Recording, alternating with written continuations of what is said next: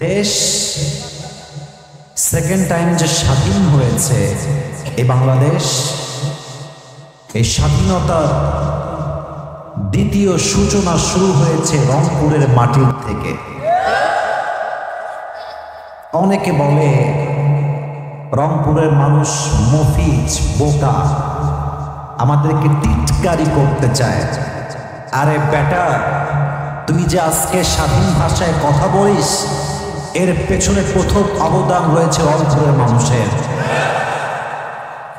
তো যেই বিভাগের মানুষের জন্য আমরা আজকে বুক ফুলায় স্বাধীন ভাষায় কথা বলতে পারি, এই বিভাগকে যদি কেউ ক্রিটিসাইজ করে কথা বলে, ছোট করে কথা বলে, আমাদের কলিজার মধ্যে রক্তক্ষরণ শুরু হয়ে যায়, ঠিক কিনা বলেন? So we are the people of Rangpur. We are not just the people of Kurigram. আমাদের বিভাগ হচ্ছে রংপুর। আমরা আসলে রংপুরের মানুষ। বড় সৌভাগ্যের বিষয়, ডানেও ক্ষতি, বামেও ক্ষতি। আমার বাবাও একজন ক্ষতি, এবং আমিও দীর্ঘ লম্বা সময় যাবৎ মসজিদে খুতবা দিয়েছি। সবচেয়ে বড় দুঃখের বিষয় হলো, বাংলাদেশে একজন ক্রিকেটারের বেতন নাকি 8 লাখ টাকা, 2 লাখ টাকা, 5 লাখ টাকা। যদি একজন ক্রিকেটারের বেতন হয় 4 থেকে 8 লাখ টাকা, ইমামের বেতন হওয়া দরকার 20 লাখ টাকা। আমরা সব জায়গায় আজকে বৈষম্য তৈরি করেছি। ইমামের সম্মান হবে সবচেয়ে হায়ার লেভেল অফ র্যাঙ্কিং। তাদের সম্মানটা জাস্ট দুনিয়ায় শেষ হবে না, তাদের সম্মানটা আল্লাহ কিয়ামতে আকাশচুম্বী করে দিবে। We need to respect them from our heart. আমরা কোনো হাসি মজা চাই না, we have to be serious. আমি যে কথাগুলো বলবো আপনাদেরকে, এটা জাস্ট কুড়িগ্রাম চেঞ্জ হবে এই চিন্তা করলে হবে না। এই কোরআনটা কি জাস্ট আমাদের জন্য না সবার জন্য? আচ্ছা বলেন তো, আমাদের ধর্মের নাম কি? আওয়াজটা একটু কম হলো, জোরে বলেন। আমাদের কিতাবের নাম কি? আমাদের সকলের রব একজন, তিনি কে? একবার ভাবেন তো, এমন একটা ধর্ম পেয়েছি যেই ধর্মটা জাস্ট আমাদের ধর্ম নয়, ইটস এ ইউনিভার্সাল রিলিজিয়ন। এটা সবার ধর্ম। হিন্দুর ধর্ম ইসলাম, ও মানে না, আমি কি করব? খ্রিস্টান যে, তার ধর্ম ইসলাম, ও মানে না, আমি কি করব? এটা সবার ধর্ম। তাহলে এমন একটা ধর্ম আল্লাহ দিলেন যেটা সবার ধর্ম, আবার এমন একটা কিতাব দিলেন যে কিতাবটা জাস্ট আমাদের কিতাব নয়, হুদাল্লিন নাস। এটা গোটা মানব গোষ্ঠীর জন্য হেদায়েতের কিতাব। সুবহানাল্লাহ পড়বেন না? আবার এমন এক নবীর উম্মত বানালেন যেই নবীটা জাস্ট আমাদের নবী নয়। ওয়ামা আরসালনাকা ইল্লা রাহমাতাল লিল আলামিন। O my prophet, I have sent you as a mercy for the entire universe. হে রাসূল, আমি আল্লাহ আপনাকে গোটা বিশ্বের জন্য রহমত করে, বরকত করে, শান্তি করে নাজিল করেছি। সুবহানাল্লাহ সবাই। এমন একটা ধর্ম পাইলাম যে ধর্ম সবার। এমন একটা কিতাব পাইলাম যে কিতাবটাও সবার। আবার এমন একজন রব পাইলাম যে রবটাও সবার। সমান করবেন না আপনারা সবাই? So we are so lucky. We are so privileged. We have to feel proud of it. আমার তো বলতে গৌরবে বুকটা ভরে যায় যে আমি একজন হিন্দু নই, আমি খ্রিস্টান নই, আমি বৌদ্ধ নই, আমি নাসারা নই, আমি মুসলমান ঘরের সন্তান। এবার আসেন, আমার মনে হচ্ছে আমার সামনে যারা বসে আছে, আমি so sorry to say that, but I think this is the reality. আমার সামনে যত অডিয়েন্স আজকে এসেছে, আমার কথা ভুল হলে আপনারা ধরায় দেবেন, নট এ বিগ ডিল, আমি এটা অ্যাকসেপ্ট করতে রাজি আছি। আমার মনে হচ্ছে আজকের অডিয়েন্স, শ্রোতা, দর্শক, সামিঈন যারা এসেছে, যদি আমার ভুল না হয় 90% আমার কলিজার টুকরা যুবক ভাইয়ের আজকের মাহফিলে এসেছে, আর 10% আমার আব্বা জানরা এসেছেন, আমার মুরব্বীরা এসেছেন। আমি 3টি কথা বলতে চাই ভূমিকাতে, এরপরে আমি আমার তেলাওয়াতকৃত আয়াতের তাফসীর পেশ করতে চাই। আমার কথা বুঝতে কোনো সমস্যা হচ্ছে না তো? মুরব্বীদের হাতে পায়ে ধরে বলতে চাই, আব্বাজান, এই কথাগুলো আমি এভাবে ফিল করে আগে বলি নাই। আপনাদের কুড়িগ্রামে আমি এশার নামাজটা পড়েছি, আপনাদের এখান থেকে একটু দূরে হবে। নামাজ পড়ে আমি এই কথাগুলো ভাবতেছিলাম, দেখলাম মুরব্বীরা মসজিদ থেকে বের হচ্ছে, অনেক মুরব্বীরা আজকাল জাস্ট নামাজ পড়েই ক্ষান্ত হয় না। দেখবেন মসজিদে বসে মুরব্বীরা তেলাওয়াত করে, জিকির করে, কিন্তু আব্বাজান আপনার মুখে দাড়ি আছে, টুপি আছে, নামাজ আছে, জিকির আছে, তাহাজ্জুদ আছে, সব আছে, কিন্তু আপনার ছেলেকে আপনি বিয়ে দিচ্ছেন না, সে জেনা করছে, গুনাহ করছে, অন্যায় করছে, এটা ড্রাইভার কেমন আপনাকে বহন করতে হবে আব্বাজান, ঠিক কিনা বড় সবাই? জাস্ট নামাজ পড়লেই মুক্তি পাওয়া যাবে না। না, এখানে আমি হাসির কথা, একদম হাসির খোরাক দেই নাই। আমার বামেও খতিব, ডানেও খতিব। কু আনফুসিকুম ওয়া আহলিকুম না, নিজেও বাঁচো, পরিবারকে বাঁচাও। আপনি জাস্ট একাই জান্নাতে যাবেন, আর আপনার আছে রংপুরে গিয়ে প্রেম করবে, জেনা করবে, এই জান্নাত পাওয়া কশ্চিনকালও সম্ভব হবে না। আচ্ছা আব্বাজান, আপনার শত্রু না আমি বুঝিয়ে বলছি, বুঝিয়ে। যুবকেরা, না না, এটা আমি চাই না। আমার কথা শোনো, be serious, it's very sensitive issue. এক একজন যুবক রাত 2টা 3টা পর্যন্ত মোবাইল ফোনে পর্নোগ্রাফি দেখে। বলেন আমার কথা ঠিক আছে কিনা বলেন? কেন দেখে? তার বউ নাই। কেন দেখে? তার যৌবন দেশে পুরো বোধা হারার মাধ্যমটা তো নাই। আচ্ছা, এখন বাবারা বলবে হুজুর আমার ছেলে তো ভালো কোনো চাকরি করে না, হ্যাঁ, নিজের পায়ে দাঁড়াতে পারে নাই। আপনার বাবা হিসেবে উচিত এই সিস্টেমটা পাস করা যে মেয়ের বাবা বলবে যে আমার মেয়েকে জামাই বিয়ে করবে। কথা বোঝা যায় নাকি যায় না? যায় নাকি যায় না? মেয়ের বাপ বলবে যে বাবা আমার মেয়েকে তুমি বিয়ে করে নিয়ে যাও, কিন্তু আমার মেয়ের খরচটা আমি চালাবো যতক্ষণ পর্যন্ত তুমি সফল না হয়ে যাও। আর ছেলের বাবা বলবে বাবারে বাবা তুই তো মাশাআল্লাহ ভালোই খাস, তো তুই একটা কাজ করিস, তোর বউ যখন তোর কাছে আসবে, তোর তাহামর ইনকাম নাই, প্লেটে যা ভাত পাবি অর্ধেক তুই খাস, অর্ধেক তোর বউকে খাওয়াস। আর যদি মাঝে মাঝে 2, 5, 3, 1000 লাগে, তুইও ইনকাম করবি, যা পারিস আমিও তোকে যা পারিস সাহায্য করব। মেয়ের বাপ ছেলের বাপ একমত হবে। আরে সেই সমাজকে আমি লাথি মারি যে সমাজে জেনা সহজ আর বিয়েটা কঠিন। যুবক ভাড়া, মেয়ের বাপ বলবে ও নিয়ে যাও, সফল হলে তুমি সব চালাও, আমি আছি সাহায্য করতে। বাপ বলবে ছেলের বাপ আমি আছি বাপ তোর জন্য। বিশ্বাস করেন 90% যুবক পর্নোগ্রাফি থেকে বেঁচে যাবে, অশ্লীল গান থেকে বেঁচে যাবে, জেনার থেকে তারা বেঁচে যাবে, ঠিক না বাবা? আচ্ছা, এখন মেয়েদের সমস্যা কোথায়? মেয়েরা দেখবেন সব মেয়েকে, I don't consider everyone equally, আমি সব মেয়েকে এক পাল্লায় মাপি না।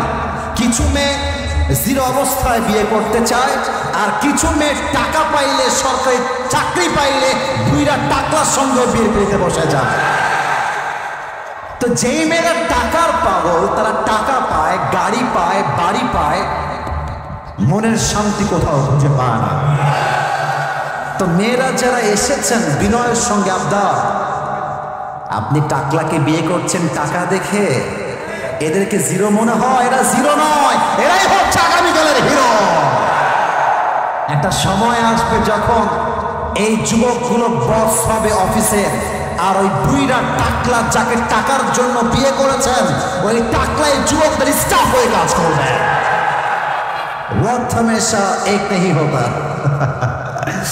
वक्त बदलता है मेरे दोस्त, लेकिन वक्त बदलने के लिए खुद को कोशिश करना पड़ता है। এই যে আমার খতিব সাহেবরা বসে আছেন, আল্লাহ তাআলা কি বলেছেন? ইন্নাল্লাহা লা ইউগাইয়িরু মা বিকওমিন হাত্তা ইউগাইয়িরু মা বিআনফুসিহিম।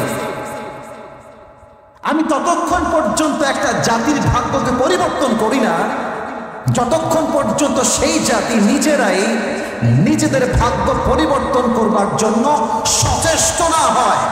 অতএব আজ থেকে ভয় পাওয়ার কোনো কারণ নেই, বুক চিরে দাঁড়িয়ে যাও, আল্লাহর ভরসায় সাহসটা বাড়াও, আল্লাহর নামে আগুন জ্বালাও বুকে, সত্যের পথে চলো, সাহস রাখো মুখে, থেমে গেলে চলবে না। সৈনিক তুমি, সেই পতাকা উড়াও। আরে আল্লাহ যখন পাশে, কিসের এত ভয়? তাওয়াক্কুল করো, কাছে আসবে বিজয়। আধারে ভয় পেও না, আলো আছে আড়ালে, অন্ধকার পালিয়ে যাবে তুমি উঠে দাঁড়ালে। একটা মেয়ে ছেড়ে গেছে মানে আমি ছ্যাঁকা হয়ে বেকা হয়ে যাবে? No no no no no no no. আমার কথা, একটা মেয়ে ছ্যাঁকা দিবে, ওর জন্য একটা বিয়ে যায়। ও একটা বিয়ে করবে, তুমি বেটা মানুষ, মদ মানুষ। ও বিয়ে করবে একটা, তুমি চারটা বিয়ে করে দেখায় দেবা। तू नहीं तो कोई और सही, कोई और नहीं तो कोई और सही। बहुत लंबी है ये जमीन, मिलेगी लाखों हंसी। इस जमाने में सनम तू अकेला तो नहीं। अरे तुम्हार मतो सकीना জরিনা ছাড়লে আই ডোন্ট কেয়ার। আমি যদি সফল হতে পারি, এরকম লক্ষ লক্ষ মেয়ে আমার পেছনে বিয়ের জন্য লাইন ধরে দাঁড়িয়ে যাবে। সাবাজান, আপনার ছেলেকে যত দ্রুত সম্ভব বিয়েটা দিয়ে দেন। কথা কি আপনার দ্বিমত না একমত? এটা রেকর্ড হচ্ছে, আমার কানে আওয়াজ আসে নাই। দ্বিমত না একমত? আমি কি 2 নম্বর কথাটা বলতে পারবো? পারমিশন কি আছে নাকি নাই? অনুমতি আছে নাকি নাই? এই কথাটা আপনার জীবনকে পরিবর্তন করতে পারে। এটা আপনার কলিজায় একটু হলেও আঘাত লাগতে পারে। 2 নম্বর কথা, এটা আজীবন মাথায় ইনস্টল দিয়ে নাও। যতক্ষণ পর্যন্ত সফল না হওয়া, ততক্ষণ পর্যন্ত কারো থেকে সম্মান পাওয়ার কোনো এক্সপেকটেশন রাখবা না। মাথায় রাখো, R15 যখন বানানো হয় 30% হয়েছে, 70% বাকি। এই R15 কারো পছন্দ হয় না। BMW যখন মেক করা হয়, তার রং করা হয় নাই, ডিজাইন করা হয় নাই, পেইন্টিং করা হয় নাই, জাস্ট বানাচ্ছে। They are just trying to make it in a better way. 30% হয়েছে, 70% হয় নাই। ওই BMW কারো পছন্দ হয় না। একটা ঘর, দেয়াল উঠেছে, জাস্ট ইট আছে, রং নাই, ডেকোরেশন নাই, ওই ঘরটা কারো পছন্দ হয় না। কিন্তু ঘরটা যখন হয়ে যায়, ঘরটা সবার স্বপ্নের ঘর হয়ে যায়। বাইক যখন সম্পূর্ণ হয়ে যায়, এটা সবার স্বপ্নের বাইক হয়ে যায়। কার যখন সম্পূর্ণ হয়ে যায়, তখন BMW কারটা পাওয়া সবার স্বপ্নের গাড়ি হয়ে যায়। এটাই প্রমাণ, এই পৃথিবীর বুকে যতক্ষণ পর্যন্ত তুমি কিছু করে দেখাতে না পারবে, এই পৃথিবীর মানুষ তোমাকে 2 পয়সা সম্মান দিতে চাইবে না। আমি দুনিয়ার কিছু উদাহরণ দেই। ইলন মাস্ক নাম শুনেছেন না? তোমরা যুবক, তোমরা যদি এত আস্তে কথা বলো, where should I go man? আমি যাব কোথায়? ইলন মাস্ক নাম শুনেছেন না আপনারা সবাই? রোনালদো নাম শুনেছেন না আপনারা সবাই? মেসি নাম শুনেছেন না আপনারা সবাই? শাহরুখ খান নাম শুনেছেন না আপনারা সবাই? হায় হায় হায় হুজুর, আপনি এই নামগুলো তাফসীর মাহফিলে বলছেন। What is your purpose? উদ্দেশ্য কি? উদ্দেশ্য বোঝেন, উদ্দেশ্য বোঝেন। 20 বছর আগে মেসি যদি বলতো, I will be the best player ever in the world, আমি এমন এক প্লেয়ার হব যে প্লেয়ার হবে পুরো পৃথিবীতে নাম্বার 1 ফুটবলার, 20 বছর আগে, আপনি বলতেন ছি, কি বলে, পাগলা নাকি রে, সব কত দেখো না। 20 বছর আগে। ইলন মাস্ক যদি আজ থেকে 25 বছর আগে বলতো, I will be the most richest man ever in the world, আমি ইলন মাস্ক হব পৃথিবীর নাম্বার 1 ধনী, আমার আশেপাশে কেউ আসতেই পারবে না, আপনি হাসতেন। 1990 সালে যদি শাহরুখ খান বলতো একদিন मैं মুম্বাই पर রাজ করুঙ্গা, আপনি হাসতেন। কিন্তু আজ যদি আপনার সামনে মেসি দাঁড়িয়ে যায়, ইলন মাস্ক দাঁড়িয়ে যায়, আপনি যতই পরকালমুখী লোক হন না কেন, আপনি বলতে বাধ্য হবেন দুনিয়ার সফলতার ক্ষেত্রে তারাই হচ্ছে সেরা। এর দ্বারা মেসেজ কি? খালি পটর পটর করলে হয় না, জীবনের সম্মান পেতে হলে তুমি যা করতে পারো তা করে দেখায় দেওয়া লাগে। সফল হওয়ার আগ পর্যন্ত কারোর সঙ্গে কোনো আলগা পিরিত নাই, নিজের একটা সিক্রেট লাইফ মেক করবা। আর যুবকদেরকে বলবো, যুবক, আমি আমার 19 বছর বয়সের একটা কথা আজকে বলবো, বলা যাবে না? আপনারা রাগ করছেন না, বাদ দে, ওদিকে আওয়াজ পাইনি। আমার জীবনের ছোট্ট একটা কথা বলবো, অভিযোগ আছে নাকি? পারমিশন আছে? 19 বছর বয়সে আমি চিন্তা করতে শুরু করলাম, জীবনে এমন কিছু করতে হবে, বাপের পরিচয় আমার পরিচয় নয়, আমার পরিচয় আমার বাপের পরিচয় হবে। আর কতদিন বাপের মাথায় কাঁঠাল ভেঙে খাবে? আর কতদিন খাবে? তোমার কি লজ্জা লাগে না? তোমার কি শরম লাগে না? তোমাকে চিন্তা করতে হবে, I will be the king of my family. আমি হব আমার পরিবারের রাজা, আমি হব সেরা, আমি এত সেরা হব আমার আশেপাশেও কেউ ভিড়তে পারবে না। 3 নাম্বার কথা বলে আমি আমার তাফসীরে ফিরে যেতে চাই। যতই সফল হও আর জীবনে যতই বড় হও, কম্পিটিশনে যাবা না, জগিং করবা, জগিং। আচ্ছা, জগিং কাকে বলে আর কম্পিটিশন কাকে বলে? কম্পিটিশন মানে হচ্ছে, আমার খতিব সাহেব আমার ডান পাশে বসে আছেন, খতিব সাহেবের ঢাকার গুলশানে একটা ফ্ল্যাট আছে, for an example I am talking about this matter. গুলশানে ফ্ল্যাট আছে, বসুন্ধরায় ফ্ল্যাট আছে, আর 2টা ফারারি আছে, 3টা BMW আছে, আর একটা মার্সিডিজ আছে। আমার কাছে এক্সাম্পল, উদাহরণ, আর আমার কাছে আছে জাস্ট একটা কার। কম্পিটিশন মানে হচ্ছে ওনার যেহেতু আছে আমারও লাগবে, দ্যাট ইজ কল্ড কম্পিটিশন, প্রতিযোগিতা। ওর আছে আমার চাই, ওর নাই আমার চাই, ওর কেন বেশি আমার আরো বেশি চাই। আল্লাহকুমুত তাকাতুর, desire to having a lot distracted you from the akhirah. আরো চাই, আরো চাই, আরো চাই। এই জিকির করতে করতে মানুষ কিয়ামতকে ভুলে গিয়েছে, আখিরাতকে ভুলে গিয়েছে, ঠিক কিনা বলেন? This is called competition. এটা করা যাবে না। জগিং কেমন দেখেন, এখন বাজে রাত প্রায় 11টা, আমি ওয়াচ করছি প্রায় আধা ঘন্টা। ফজরের নামাজ পড়ে আপনি কুড়িগ্রামের রাজারহাটে জগিং করবেন, just like kind of gym, healthy life. একটু দৌড়াবো, একটু হাঁটবো, একটু এরকম করবো, শরীরটা কি হবে? অ্যাক্টিভ হবে। খেয়াল করেন তো, সকালে যখন দৌড়াতে বের হন, হাঁটতে বের হন, আপনার সামনে কে গেল, পেছনে কে গেল, ইউ ডোন্ট কেয়ার। সামনে হচ্ছে যাক না, পেছনে যাচ্ছে যাক না, আমার কোনো দেখার টাইমই নাই। আমি যাব, হাঁটবো, শরীরটা ভালো হবে, I will come back to my home again. কিন্তু যদি দৌড় প্রতিযোগিতা হয়, দেখবেন কুকুরের মতো মানুষ দৌড়ায়।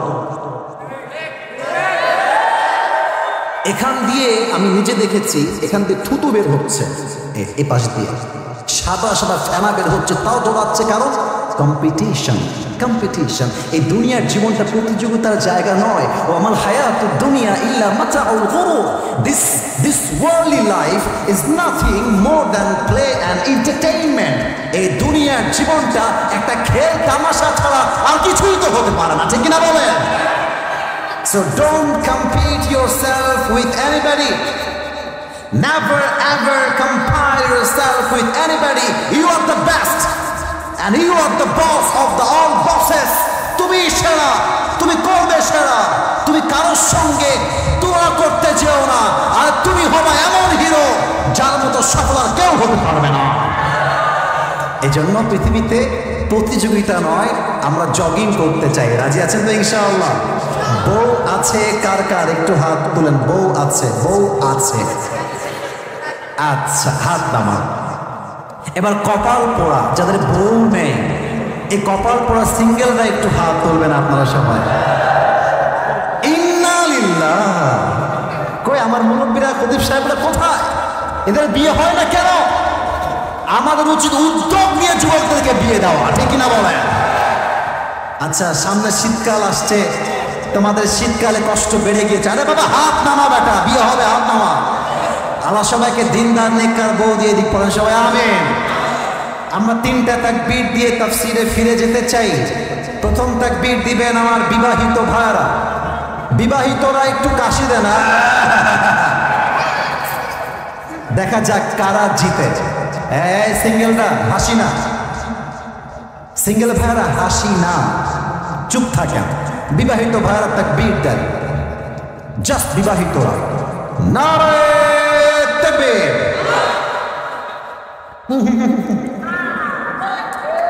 আওয়াজ খুব বেশি একটা ভালো না। এবার সিঙ্গেলদের পালা, দেখা যাক কারা জিতে আজকের কুড়িগ্রামের মাহফিলে। সিঙ্গেলরা কাশি মারো একটা, নারে তাকবীর। বিবাহিত ভাইরা আপনারা আমাকে একদম মাফ করে দিয়েন। আজকে আমার সিঙ্গেল ভাইরা অ্যাটলিস্ট 60 নাম্বার বেশি পেয়ে পাস করেছে, ঠিক কিনা বলে? এবার আর কোনো ভাগাভাগি নেই, সবাই মিলে তাকবীর দিব, সবাই একটা কাশি দেয়। দেখা যাক কুড়িগ্রামের মানুষ, আরে কুড়িগ্রামের মানুষ, রংপুরের মানুষ তো এরা কাপুরুষের বাচ্চা নয়, সব বীরপুরুষের বাচ্চাগুলো আমার সামনে বসে আছে। নারে তাকবীর। আল কোরআনের আলো, আল হাদিসের আলো, কোরআন হাদিস যেখানে, আলেম ওলামা যেখানে, রংপুরবাসী যেখানে, কুড়িগ্রামবাসী যেখানে, আল্লাহ যেন কবুল করে। পড়েন সবাই আমিন। কিতাবটার নাম যেন কি বলেছিলাম? আরে জানেন তো সবাই কিতাবটার নাম কি? আমি তাফসীরে একদম, এই যে প্রিয় ভাই যান সাইডে, ওদের দেখতে সমস্যা হবে, একটু সাইডে। না না ঠিক বলতে হবে না, না না না না, স্টপ, না না শোনো, ঠিকের সময় ঠিক, সিরিয়াস মুডে সিরিয়াস হতে হবে, এটাই ইসলাম। যেখানে কান্না করতে হবে আপনি সেখানে হাসছেন, এটা ইসলাম না।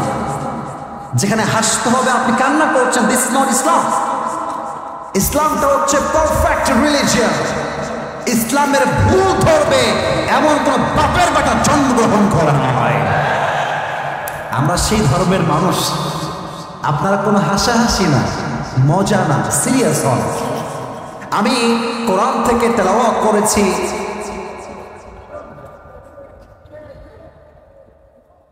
কারা কারা আওয়াজ করছে পাশে? এই বামে, এই তোমরা আওয়াজ করো না, কলিজার ভাই তোমরা, তোমাদের আমি তোমাদের পায়ে হাত রেখে বললাম আওয়াজ করো না, এটা ঠিক না, বল ঠিক না। আমাকে আপনারা ধমক দিতে কেন বাধ্য করবেন বলেন? আমি কি এখানে ভাব নেওয়ার জন্য এসেছি? ছেলে এসব দিকেও লাভ হয় না, শাসন দিয়ে হয় না। বিশ্ব জয় করতে হলে ভালোবাসা, মায়া, মমতা আর স্নেহ দিয়ে বলে বিশ্বকে জয় করতে হয়। ধমক দিতে আসি নাই, তুমি চুপ থাকো। Let me talk, let me give my speech. আমি দিচ্ছি তো আমার আলোচনার বক্তব্য। আসুন আমরা তাফসীরে মনোনিবেশ করবার চেষ্টা করি। সূরাতুত তাওবা, আমার প্রিয় কুড়িগ্রামের ভাইরা, সূরাটার নাম কি? না আওয়াজটা হয় নাই। তাওবা বলেন সবাই, সূরাটার নাম কি? ওই বামে সাউন্ড কম, আবার চান্স দিচ্ছি অ্যাক্টিভ হওয়ার জন্য। একটা সূরার শুরুতে বিসমিল্লাহ নাই, সূরাটার নাম কি? সূরাতুত তাওবা। আমরা যে আয়াত থেকে আমরা আলোচনার মূল বিষয়ে যেতে চাই, আয়াত নাম্বার 100। বলেন সবাই আয়াত নাম্বার, একটু আসতে হলো, আর একবার আয়াত নাম্বার। সূরাটার নাম কি? 11 নাম্বার পারার ঠিক 2 নাম্বার পৃষ্ঠার প্রথম লাইন। আমি তেলাওয়াত করছি, তারপরে তর্জমা, তারপরে আমি ব্যাখ্যায় যাব। আমি তেলাওয়াত করছি, কোনো আওয়াজ চাই না। أعوذ بالله من الشيطان الرجيم والسابقون الأولون من المهاجرين والأنصار والذين اتبعوهم بإحسان رضي الله عنهم ورضوا عنه وأعد لهم جنات تجري تحتها الأنهار خالدين فيها أبدا ذلك الفوز العظيم. Allah subhanahu wa ta'ala says in this ayah, the first of Muhajir and Ansar, and those who followed them in goodness, Allah subhanahu wa ta'ala is well pleased with them, and they are well pleased with Allah subhanahu wa ta'ala. Allah ta'ala bolchen Muhajir মুহাজির মানে কারা? যারা হিজরত করেছে। Answer মানে কারা? যারা তাদেরকে সাহায্য করেছে, জায়গা দেওয়ার মাধ্যমে একটা রিজিকের মাধ্যম করে দিয়েছে, তারা হচ্ছে আনসার। এই বাচ্চারা, যুবকরা কি করে? তোমরা দেখছো someone is making noise, you should stop him first. থামায় দাও। বাচ্চা মানুষ আওয়াজ করবে, নট আ বিগ ডিল, তোমরা থামায় দাও। আমি এই ব্যাঘাত চাই না, এটা আমি চাই না। আজকের পরিবেশ এত সুন্দর, এই দেখেন বাঁশ দেওয়া। অন্য জায়গায় স্টেজে উঠতে গিয়ে আজকে পড়ে গিয়েছে। ওরা আমাকে, আমার তো এমনও মাহফিল আছে, আমাকে 7 বার মাঠে শুয়াই দিয়েছে ধাক্কা মেরে। শুয়ে থেকে সেলফিতে উঠতেছে। সুবহানাল্লাহ কে বললো রে? এই একবার এই কথা বলেই ভাইরাল হয়ে গেছে। আমি বলেছিলাম যে আমার পকেট থেকে 40,000 টাকা হারাই গেছে। কোন পাগলা বলছে সুবহানাল্লাহ।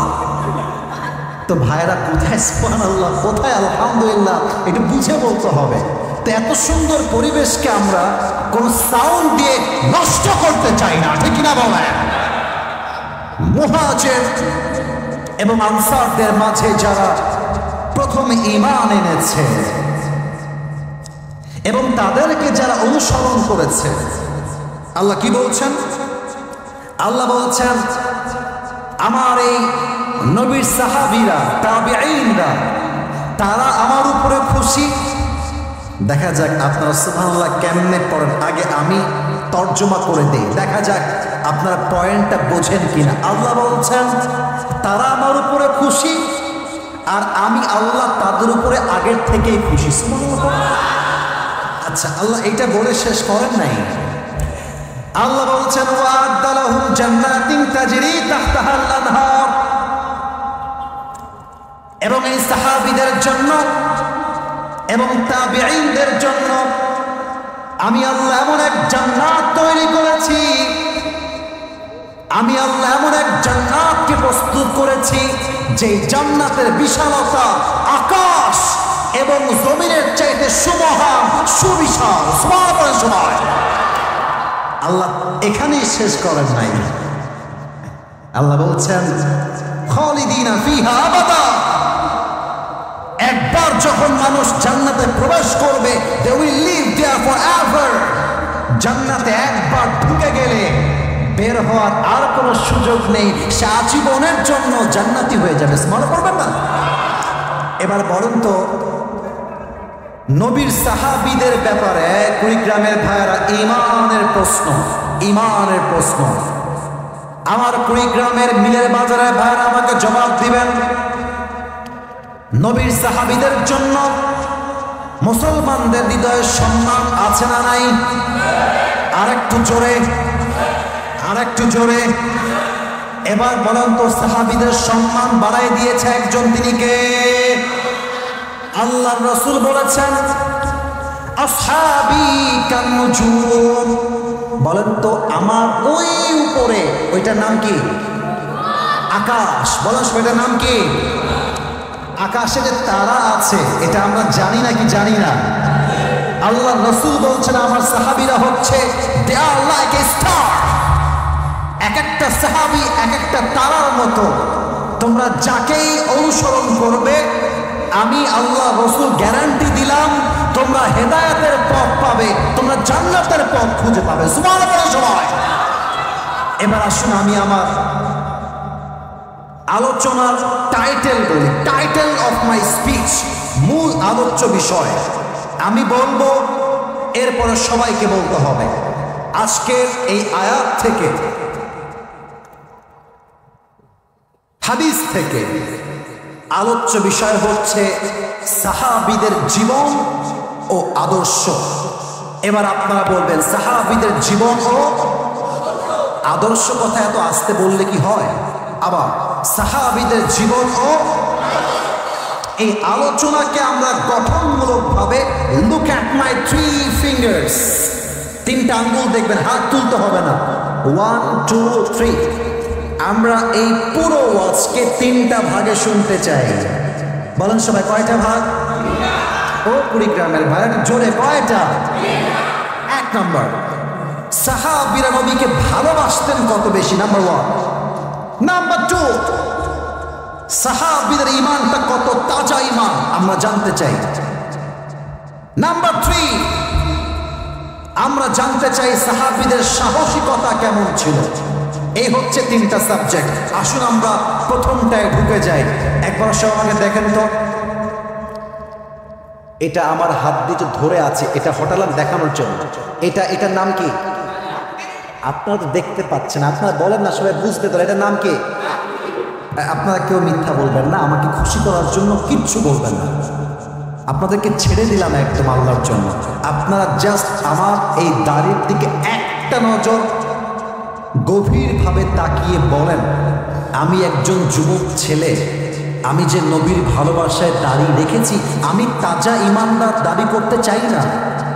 আমি অনেক ভালো মানুষ, তা আমি বলতে চাই না, আমি বলতে পারবো না, I can claim like that. কিন্তু আমি যে চাপ দাড়ি রেখেছি নবীর ভালোবাসায়, আমাকে দেখতে কি আনস্মার্ট লাগে না স্মার্ট লাগে? না, মনটা খারাপ হয়ে গেল। আসতে বললেন যে আনস্মার্ট না স্মার্ট? খ্যাত লাগে না আপডেট লাগে? কিছু মেয়ে আছে দেখবা, দাড়ি দেখলে চুলকানি শুরু হয়ে যায়। এই বলো আছে না? আমার একটা ওয়াজে আমি বলেছিলাম, যে মেয়েদের দাড়ি পছন্দ না, এদের জন্য বিটিএস এর হিজড়া ছাড়া সেকেন্ড কোনো অপশন আমাদের কাছে নেই। আরে আমি নবীর ভালোবাসায় দাড়ি রেখেছি, তোমার মতো মেয়ে যদি আমাকে দাড়ির জন্য পছন্দ নাই করে, আর তোমার মতো মেয়ে তো আমার বাড়ির বউ হওয়ার যোগ্যতাই রাখে না। বলেন তো, আমার নবীর মুখে লম্বা লম্বা দাড়ি ছিল কি ছিল না? আমার নবীর মতো হ্যান্ডসাম, স্মার্ট, আপডেটেড, সুদর্শন এই পৃথিবীতে সেকেন্ড কেউ কি আর হতে পারে?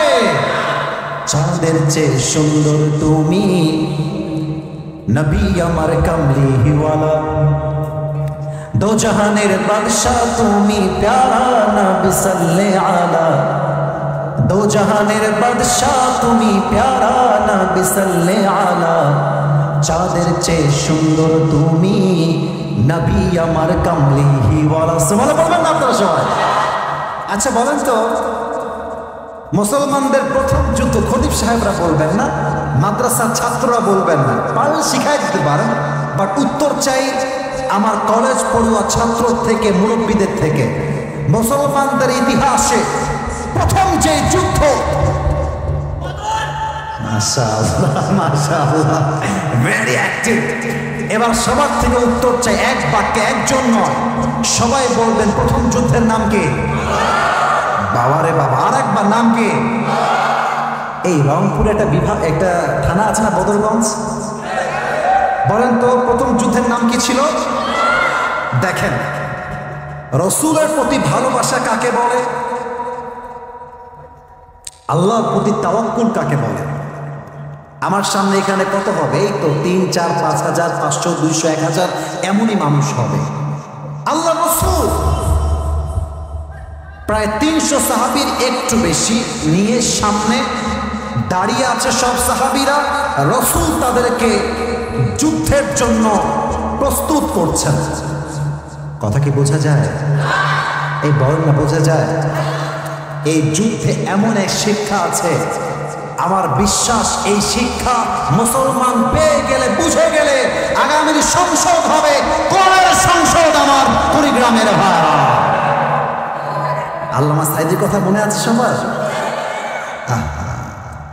আমাদের পরিচয় টুকরা, আমাদের ভালোবাসা। আমি কমই বুঝি না, আলিয়া বুঝি না, জামাত বুঝি না, আমি সবাইরে ভালোবাসি। কার জন্য ভালোবাসি? ওরে ভাই কথা কম, কার জন্য ভালোবাসি? আল্লামা সাইদি বলতেন, তোমরা হক কথা বললে গালি দাও, মৌলবাদী বলে। এই মৌলবাদী বললে আমরা রাগ করি না। কেন রাগ করি না? মৌল আসছে মূল থেকে। মূল মানে কোরআন, মূল মানে হাদিস, মূল মানে আল্লাহ তাআলা, মূল মানে হচ্ছে হিজ লাস্ট মেসেঞ্জার মুহাম্মদ সাল্লাল্লাহু আলাইহি ওয়াসাল্লাম। তো আমরা হলাম মূলবাদী, তোমরা সব আগাবাদী। তোমরা থাকো গাছের আগায়, আমরা থাকি গাছের গোড়ায়। বাড়াবাড়ি বেশি করতে যেও না, বেশি বাড়াবাড়ি করলে 16 কোটি মানুষ মিলে গাছের গোড়ায় একটা ঝাঁকুড়ি মারবে, মামুর বাড়ি দিল্লি গিয়ে পড়বা, দিল্লি গিয়ে তারা পড়েছে। এত সহজ না, বুকের পাটায় স্ট্রং থাকতে হয়। আমাদের এখন জবান উঁচু হয়েছে, গলা ক্লিয়ার হয়েছে, বাট আল্লামা সাঈদী তখন হক কথা বলেছে যখন তার বুকের সামনে গুলি প্রস্তুত করা ছিল। যুবক ভাইরা আমার, রসুলের ভালোবাসা এটা আল্লাহর উপর তাওয়াক্কুল ছাড়া পসিবল নয়। আমার তো মনে হয় আল্লামা সাঈদীর মৃত্যু কোনো স্বাভাবিক মৃত্যু হয় নাই, তাকে জালেমরা নির্বিচার ইনজেকশন পুশ করে হত্যা করেছে। এই দেশে আমরা খুনের বিচার অনেক দেখেছি, অনেকটা হয়েছে, অনেকটা হয় নাই। বাট বাংলার মানুষের তাওহীদ জনতার প্রাণের দাবি, আল্লামা সাঈদীকে যারা হত্যার জন্য ষড়যন্ত্র করেছে এদের প্রত্যেকটাকে বাইতুল মুকাররমের সামনে দাঁড়িয়ে ফাঁসির কাস্টে ঝুলিয়ে হত্যার রায় পাশ করতে হবে। বদরের যুদ্ধে আল্লাহ রাসূল কয়েকশো সাহাবীকে নিয়ে যুদ্ধের জন্য প্রস্তুত হচ্ছেন, কিন্তু মনে মনে ভাবছেন ওদিকে হাজার হাজার কাফের, এদিকে মাত্র ৩০০ কিছু বেশি মুসলমান। এই যুদ্ধ সাহাবায়ে কেরাম করবে কেমন করে? অস্ত্র শস্ত্র নেই, সাহাবায়ে কেরামদের সংখ্যাও কিন্তু অনেক কম। এর মাঝে এক সাহাবী দাঁড়িয়ে গিয়েছে, ডাক দিয়ে বলছে, ইয়া রাসূলুল্লাহ, ইয়া হাবিবাল্লাহ, ইমদি বিনা হাইতুমা তাশাই হাইতুমা আমারাকাল্লাহ। হে রাসূল, আপনার আমাদেরকে যেমন ভাবে মনে চায়, যেমন করে মনে চায় যুদ্ধের জন্য আমাদেরকে নিয়ে চলেন। ইন্না লা নাকুলু কামা ক্বালাত বানু ইসরাঈল লিমূসা, আমরা বনি ইসরাঈলের মতো বলবো না, হে মূসা ইযহাব আনতা ওয়া রাব্বুকা ফাকাতিলা ইন্না হাহুনা কাঈদুন। বনি ইসরাঈল মূসাকে বলেছিল, হে মূসা, তুমি আর তোমার রব গিয়ে যুদ্ধ করো, আমরা এখানে বসে আছি, যাও।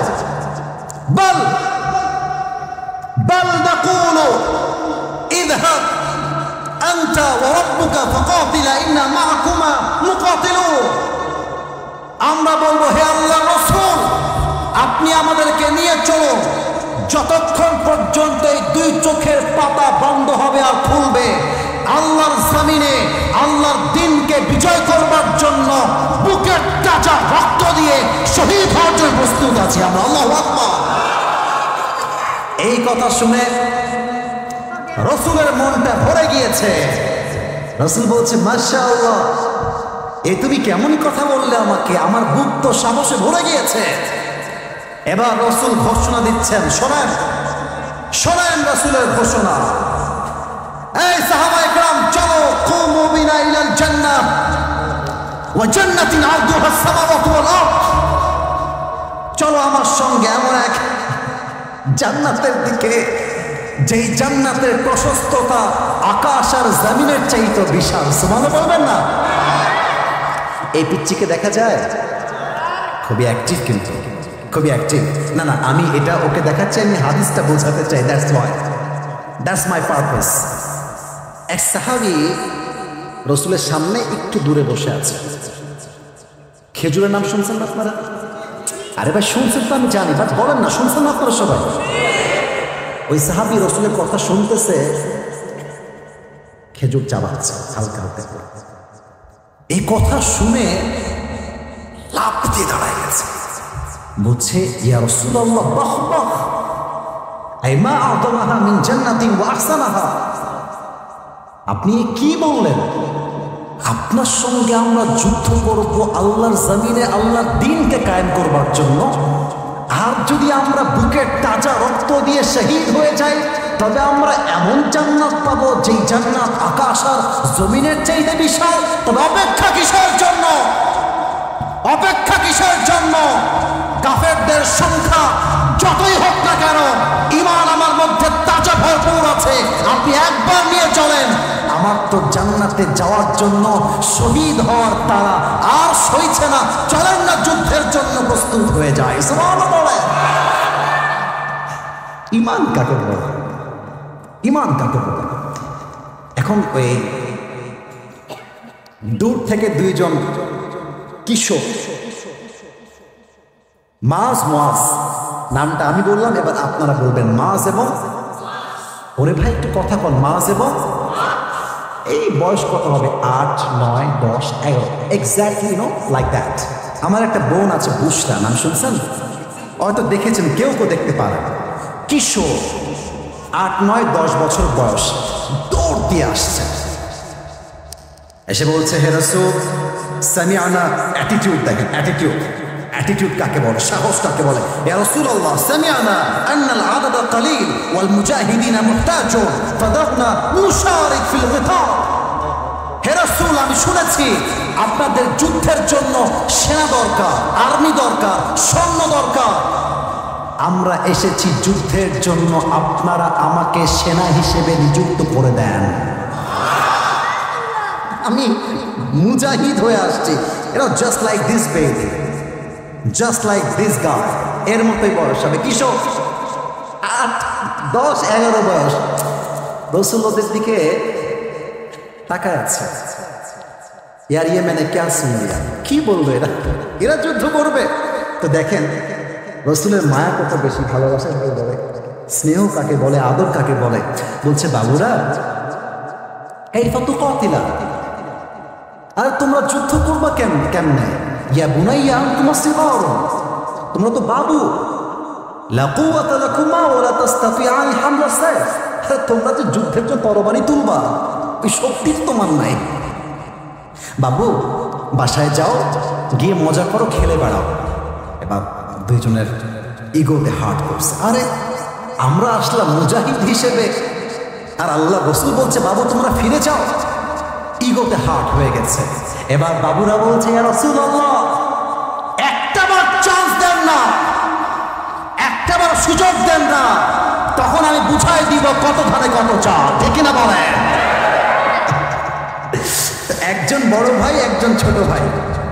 রাসূল বলছেন যাও, তোমাদের প্রয়োজন নেই, তোমরা যে বলেছ এতেই আমি রাসূল খুশি হয়ে গেছি।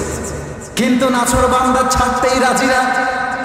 বড় ভাই বলছে হে আল্লাহর রাসূল, আমার ছোট ভাই বয়সে কম, শক্তিতেও কম, ফাযাল্লি বিল মুশারাকা, let me join in the battle.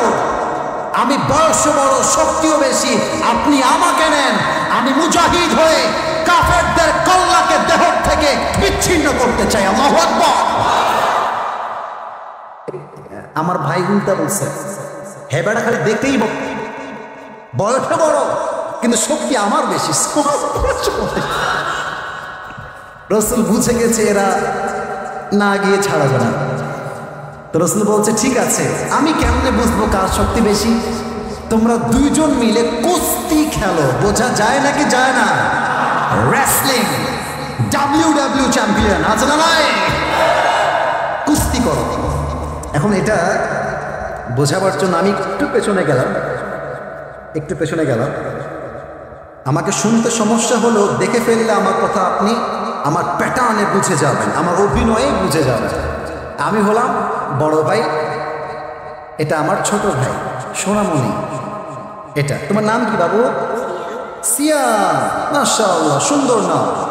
রোজা, ওকে দেখলে বোঝা যাচ্ছে রোজা মানে খুব বেশি রাখছে, গায়ে গোস্ত খুবই কম মনে হচ্ছে। আল্লাহকে নেক হায়াত দান করে পড়ে সবাই আমি।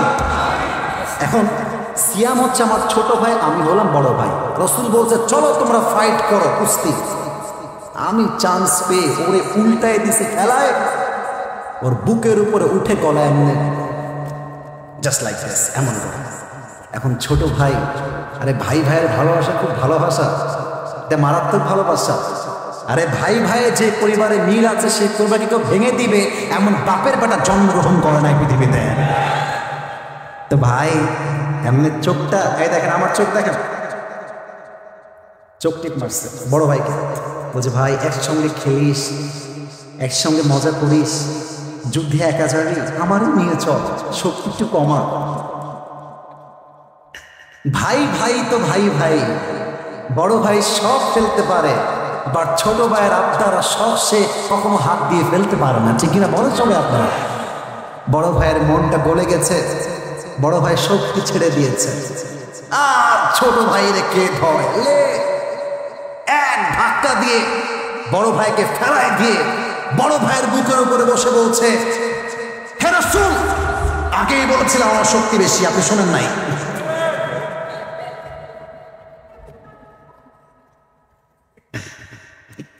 রাসূল রাসূল বলছে তোমরা এদিকে আসো, এদিকে আসো।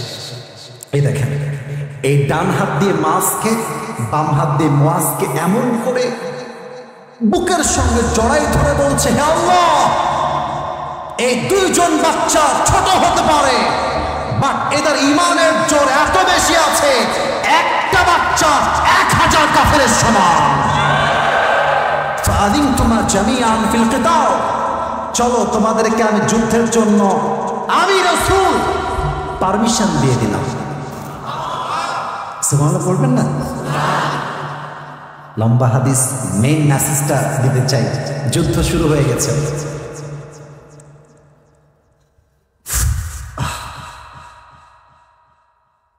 উমাইর রাদিয়াল্লাহু তাআলা আনহু, ওই যে মনে আছে খেজুর ফেলে দিয়েছিল, মনে আছে? মনে আছে?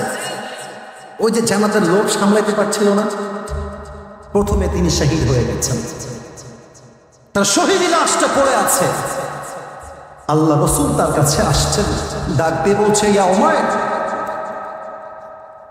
কিছুক্ষণ পূর্বে তোমার যে জান্নাতের জন্য তর্স হয়েছিল না,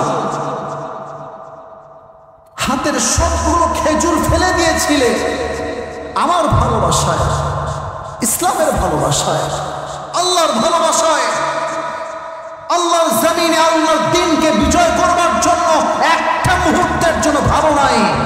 হে উমাইর, আমি তোমার জন্য সাক্ষী দিলাম রাসূল হয়ে, ওয়াল্লাহি ইন্নাকা মিন আহলিহা, তুমি যেই জান্নাতের অপেক্ষায় ছিলে, এখন তুমি সেই জান্নাতের বাসিন্দা হয়ে গিয়েছো।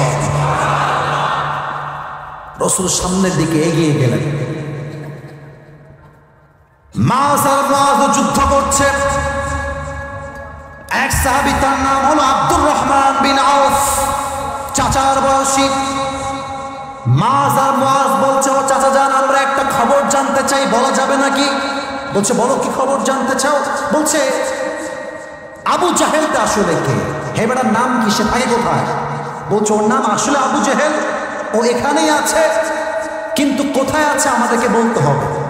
তা আব্দুর রহমান বিন আউফ বলছে, তোমরা আবু জেহেলকে দিয়ে কি করবা? রাসূলের মুহাব্বত। মুয়াজ বলছে, চাচা যান, আমি শুনেছি আবু জেহেল আমার নবীকে অনেক কষ্ট দিয়েছে, অনেক আঘাত করেছে, মক্কা থেকে নবীকে বের করে দিয়েছে ঘাত ধাক্কা দিয়ে। ওই আবু জেহেলকে আমরা দেখতে চাই। এবার আমার ডান হাত দেখেন, look at my right hand. Abdur Rahman bin Auf বলছে, ওই দেখো দূরে কয়েকজন লোক ঘিরে আছে, ওর মাঝে ঘোড়ার পিঠে যে চড়ে আছে, এটাই হচ্ছে আবু জেহেল। এই কথা যখন শুনতে পাইছে, মুয়াজ আর মুয়াজ, পিচ্চি মানুষ তো, দৌড় দিয়েছে। আর যে কাফেররা ধরে আছে ঘিরে, ওরা বাচ্চা মানুষ দেখে পরোয়া করে নাই। কথায় আছে ছোট মরিচের, আপনার না বললে ওয়াজ করি কেমন করে? ছোট মরিচের। মুয়াজ আর মুয়াজ গিয়ে আবু জেহেলের ঘোড়া একটা লাথি দিয়েছে। আবু জেহেল চিৎপটাং হয়ে উল্টায় জমিনে পড়ে গিয়েছে। আর আব্দুর রহমান বিন আউফ পেছন থেকে দৌড় দিয়ে এসে একটা আঘাত করে আবু জেহেলের কল্লা তার জীবন থেকে, তার মাথাটা তার দেহ থেকে বিচ্ছিন্ন করে ছিটকে ফেলে দিয়েছে। আল্লাহু আকবার। মাত্র 313 জন সাহাবী আর হাজার কাফের। নবীর ভালোবাসা না থাকলে আর তাওয়াক্কুল না থাকলে এই বিজয় কখনো সুনিশ্চিত হতে পারত না, ঠিক কিনা বলেন? এখানে আওয়ামী লীগের ভাড়া থাকতে পারে, বিএনপির ভাড়া থাকতে পারে, জামাত ইসলামের ভাড়া থাকতে পারে। আমি কিন্তু কোনো রাজনৈতিক বক্তব্য দেওয়ার জন্য স্পেসিফিকলি এখানে আসি নাই। তবে মাথায় রাখবেন, রাজনীতি এটা ইসলামের বাহিরে নয়। যদি কারো দ্বিমত থাকে আপনি আসেন, আর বুকের পাটা থাকলে বলেন যে ইসলামে রাজনীতি নেই। আপনার মাথায় এটা বুঝতে হবে। যদি আপনার মাথা বলে ইসলামে রাজনীতি নেই, কোরআনে রাজনীতি নেই, তবে আপনি নামে মুসলমান হয়েছেন, কাজে আপনি মুসলমান হতে পারেন নাই। আমার নবী জাস্ট নবী নয়, তিনি রাষ্ট্রনায়ক ছিলেন। এই ওয়াজ আমরা করি না কেন? কথা মনে হয় বোঝেন না আপনারা। আমার নবী তো শুধু নবী না, রাষ্ট্রনায়ক ছিলেন তিনি। আচ্ছা, একটা দাবি করেই ফেলি আজকে, দেখা যাক আপনারা কি খেপে যান না একমত হন, আপনাদের রেসপন্সই বলে দিবেন। রসুলের ভালোবাসার থেকে দাবি পেশ করতে চাই, আগামীর সরকার কোনো নারী হবে না। আগামীতে সংসদে প্রধানমন্ত্রী হিসেবে আমরা কোন নারীকে দুই চোখে বরদাস্ত করতে পারবো না। দেশটাকে শেষ করে ফেলেছে এই নারী না, না না না, সব নারী না, আপা এবং যারা ছিল তারা না। আমি কাউকে ডিসরেসপেক্ট দিয়ে বলছি তা নয়, বাট মাথায় রাখতে হবে যেই জাতি নেতৃত্বে নারী থাকবে সেই জাতির উন্নয়ন কখনো সুনিশ্চিত হতে পারে না। 2 নম্বর দাবি, আমরা শুধু পুরুষ চাই তা না। বুঝবেন কিন্তু ভাই, বুঝবেন, খালি হাসি তামাশা ঠিক, আরে বাপরে হুজুরের যে কথা ভাই, এই শব্দে লাভ হবে না। বুঝতে হবে, মানতে হবে, আগামী রাষ্ট্র ইসলামের রাষ্ট্র করতে হবে। আমরা এমন একজন পুরুষকে ক্ষমতার চেয়ারে দেখতে চাই যে পুরুষ এমন এক যোগ্যতা সম্পন্ন ব্যক্তি হবে। আমার দেশের প্রধানমন্ত্রী চাইলে জাতীয় সংসদে দাঁড়িয়ে দেশের পক্ষে যেমন বক্তব্য দিবে, আমার দেশের প্রধানমন্ত্রী চাইলে জাতীয় মসজিদ বাইতুল মুকাররমে দাঁড়িয়ে জুমার খুতবা দেওয়ার যোগ্যতাও রাখবে।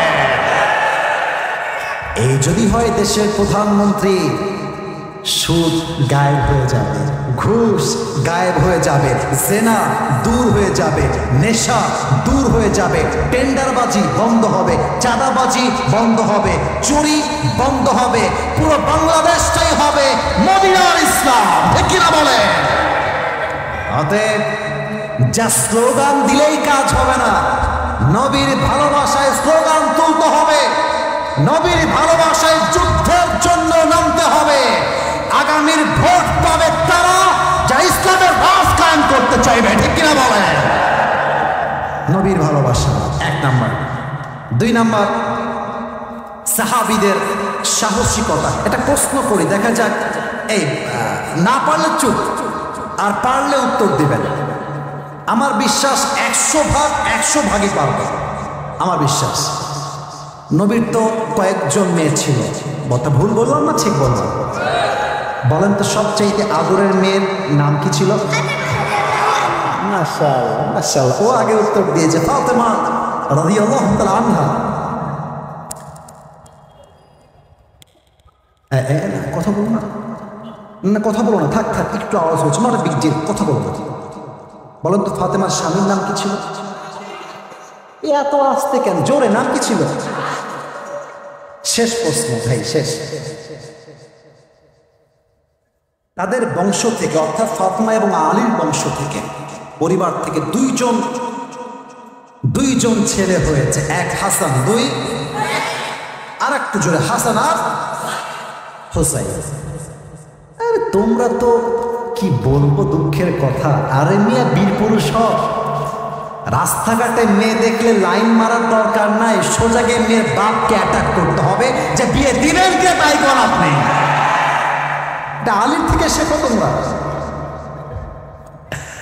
আলী রাদিয়াল্লাহু তাআলা আনহু ফাতেমাকে বিয়ে করবে, নিজেই প্রস্তাব নিয়ে গেছে, নবী হে আমি আপনার মেয়ে ফাতেমাকে বিয়ে করতে চাই, আপনার পারমিশন আছে কিনা? আরে মাথায় রাখবেন, আল্লাহ যা আপনার কপাল লিখে রেখেছে তা কখনো হারিয়ে যাবে না, আর আল্লাহ যা আপনার জন্য লিখে রাখে নাই তা হাজার চেষ্টা করলেও কেউ আপনাকে দিতে পারবে না। ঠিক কিনা বলে? আপনারা সবাই আল্লামা ইকবাল, বিশ্ব বিখ্যাত কবি, নাম শুনেছেন? আল্লামা ইকবাল উর্দু লেখক ছিলেন। তিনি লিখেছেন, আমি জাস্ট উর্দুটা বলছি, আমার মনে হয় যে এরা বাংলা এমনি বুঝে যাবে। আল্লামা ইকবাল বলেন, जो नसीब में है वो कभी छिन नहीं सकता और जो नहीं है वो कभी मिल नहीं सकता, जो चला गया उस पर सब्र आ जाएगा और जो आएगा उस पर शुक्र आ जाएगा। रब की फैसले अकल से तोले नहीं जाते, ये दिल के यकीन से समझे जाते हैं। जो अच्छा वक्त है वो भी लिखा हुआ है, जो बुरा वक्त है वो भी लिखा हुआ है। तुम कहते हो कि अगर मेरे नसीब में बुरा वक्त आएगा तो मैं क्या करूंगा। तुम कहते हो कि अगर नसीब में बुरा वक्त आएगा तो मैं क्या करूंगा, और मैं तुम्हें कहता हूं खुदा पर यकीन रखो, बुरा वक्त ही कभी नहीं आएगा। ठीक है ना? अरे कपालेर ব্যাপার, কপালে যা আছে হারিয়ে যাবে না। তোমার জায়গা থেকে প্রস্তাব দাও, প্রপোজালটা দাও, আর যদি বলে ইয়েস, শাদি মুবারক। ইয়েস বললে শাদি মুবারক, আর যদি না বলে দেয় মাথায় রাখতে হবে মেয়ে শুধুমাত্র রংপুরে নাই, রাজশাহীতেও আছে, বরিশালেও আছে, সিলেটেও আছে, ঢাকাতে আছে, প্রত্যেকটা বিভাগে বিভাগে সুন্দরী মেয়ে আছে। তোমার মতো না করলে কি হবে, তোমার মতো মেয়ে না বললে কি হবে, তোমার চাইতে হাজার গুণ সুন্দরী ইয়েস বলার জন্য আরেক প্রান্তে বসে আছে। আলীর সাহস দেখেন, নিজেই গিয়ে বিয়ের প্রস্তাব দিয়েছেন। আলী জাস্ট বিয়ের ক্ষেত্রে এগিয়ে নয়, যুদ্ধের ক্ষেত্রে সবার আগে জীবন দেওয়ার জন্য প্রস্তুত ছিলেন। আল্লাহু আকবার। খন্দকের যুদ্ধে এক কাফের, তার নাম হচ্ছে আমর বিন মারহাম। স্টেজ এর এই ব্যানারটা দেখা যায়, ব্যানারটা বলেন না ভাই, দেখা যায়? শেষ ভালো যার সব ভালো তার। আমার ওয়াজ তো এখন প্রায় 1 ঘন্টা 20 মিনিট হতে যাচ্ছে। আমি মূলত এই যে আমার সিরাজ ভাই জানেন ওয়াজ কিন্তু 1 ঘন্টা করি বেসিকলি সব জায়গাতে, কিন্তু কুড়িগ্রাম কিংবা রংপুরে এসে মাথায় এটা খেলা কাজ করে আমার। সব জায়গায় নিয়ম দিয়ে আইন দিয়ে হয় না, মাঝে মাঝে ভালোবাসা দিয়েও তো হিসাব করতে হয়, ঠিক কিনা? তো ঘন্টা পার হয়ে যাওয়ার কারণেও আমি হিসাব করছি না, কারণ আমি আপনাদেরকে একমাত্র আল্লাহর জন্য ভালোবাসি। আপনাদের মনে আমার জন্য ভালোবাসা আছে নাকি নাই? দেখেন, আমর বিন মারহাব আসছে যুদ্ধ করবে মুসলমানদের সাথে। ওই যে এটা বললাম দেখানোর জন্য, এটা জাস্ট জানার জন্য বলি নাই, এক্সাম্পল দিতে চাই। আমর বিন মারহাবের হাইটটা হচ্ছে জাস্ট লাইক দিস সামিয়ান, এই লম্বা এত দূর, এক্সাম্পল উদাহরণ দিচ্ছি। আর আলী রাদিয়াল্লাহু তাআলা আনহুর হাইটটা হচ্ছে ঠিক এই লাইট যে ঝুলছে এই বরাবর। আমর বিন মারহাব যদি হয় 5.9, আলী হবেন 4.9, অনেক কম বেশি। কত কম বেশি অভিনয় করে বুঝাচ্ছি। আমর বিন মারহাব যদি আলীকে দেখতে চায় মাথা এমন করলে দেখা যাবে না, বোঝা যায়? না হলে ওয়াজ করতে পারবো না, বোঝা যায়? মানে এত লম্বা যে বরাবরে আসে না, মাথা নিচু করতে হয়। আর আলীর চাইতে আমর বিন মারহাব এতটা লম্বা হাইটে যে এভাবে দেখলে দেখা যায় না। বোঝা যায় নাকি যায় না? আমর বিন মারহাব বলছে, এই মুসলমান শুনবেন হাদিসের শব্দ, হালুম্মু ইলাইয়া ইন কুনতুম সাদিকিন। তোরা যে বলিস মরলেই শাহাদাত, মরলেই জান্নাতি, কে মরতে চাস আমার সামনে আয়। কেউ আসতে চায় না। আলী এমনি হাত তুলেছে, মাথা নিচু, ইয়া রাসূলুল্লাহ বেয়াদবি নিবেন না, আমি যাব ওকে মারার জন্য। ইয়া আলী ইন্নাকা লা তাজালু হাদিথা সিন্নি, sit down, you are very young in age. আরে বছরে বাবা, তোমার বয়স কম, এবারে বয়স অনেক বড়, ওর সাহস বেশি, ওর শক্তি বেশি। রাসূলের কথা তো আর অমান্য করা যায় না। আলী চুপচাপ বসে গেছে। কাফেররা, ওদের সবচেয়ে বড় বাজে গুণ হচ্ছে ওদের ভিতরে অহংকার প্রচন্ড পরিমাণ, এবং কাফেরদের ব্যবহার মুসলমানদের মতো নরম ব্যবহার হয় না। আমর বিন মারহাব গালি দেওয়া শুরু করেছে আরবি ভাষা, যার বাংলা যদি আমি করতে চাই এমন হবে, মায়ের বুকের দুধ কে খেয়েছিস আমার সামনে দাঁড়িয়ে যা। আর এই কথা শুনলে তো যে কারো বুকে রক্তের তাজা আগুন লেগে যাবে, ঠিক কিনা বলেন? আলী নবী হে প্লিজ আমাকে দেন না একবার। রাসূল বলছে, আরে বসো, you're just like a baby, বয়স কম, ওর বয়স দেখো, সাহস দেখো, বসো। আবার আমর বিন মারহাব, কে আছিস? আলী, ইয়া রাসূলুল্লাহ প্লিজ, আমি যাব। এবার রাসূল বুঝে গিয়েছে আলীর মধ্যে বয়স কম হতে পারে, বাট তার পুরো বুকটা আর কলিজাটা সাহস দিয়ে ভরপুর আছে, ঠিক না বলে? এবার দেখেন, ও এটা তো ফ্যান, আমি জানি এটা ফ্যান, এটা হচ্ছে জুলফিকার, তরবারি। আল্লাহ রাসূল এমন করে জুলফিকার তথা তরবারি দিলেন আর বললেন, আলী ভয় পেও না, ইযহাব ফাইন্নাল্লাহা মাআকা, যাও, তোমার সাথী হবে একজন। বলেন সবাই, তিনি কে? আলী আসছে আমর বিন মারহাবের সামনে। হাদিসের ভাষ্যগুলো বুঝবেন। আমর বিন মারহাব বলছে, এই বাবু তুমি কে গো? মান আনতা আইয়ুহাল গোলাম। আলীকে বলছে আমর বিন মারহাব, এই তুমি কে? এই বাচ্চা তুমি কে গো? আলী বলছে, এবার সাহস তো কম না, কারে বাচ্চা বলে? তুমি যদি কাকে বাচ্চা বলিস? বলছে, তুমি তো বাচ্চা। এই তোমার নাম কি? আলীকে বলছে, তোমার নাম কি? আনাল্লাযী সাম্মাতনি উম্মি হায়দারা, আমি হলাম সেই যুবক যাকে তার মা নাম দিয়েছে হায়দারা। হায়দারা মানে হচ্ছে এমন এক যুবক, যে যুবক শিকার না করা পর্যন্ত তার অ্যাটাকটা, তার আক্রমণটা দমে যায় না, থেমে যায় না। আল্লাহু আকবার। আমর বিন মারহাব টিটকারি মারছে এবার, ও আচ্ছা, তুমি হায়দারা, আরে বেটা তোর আসল নাম কি তাই বল। বলছে, ইসমি আলী। হ্যাঁ, তুমি আলী? ও আচ্ছা, তুমি কি আলী বিন আব্দুল মুত্তালিব? তোমার বাপের নাম কি আব্দুল মুত্তালিব? বলছে, না, আমি হলাম আলী বিন আবি তালেব। ওইটা আমার দাদার নাম, বাপের নাম হচ্ছে আলী বিন আবি তালেব। বলছে, আয় হায় হায়, তুমি তো আমার ভাতিজা, আর তোমার বাপ তো আমার ভাই লাগে।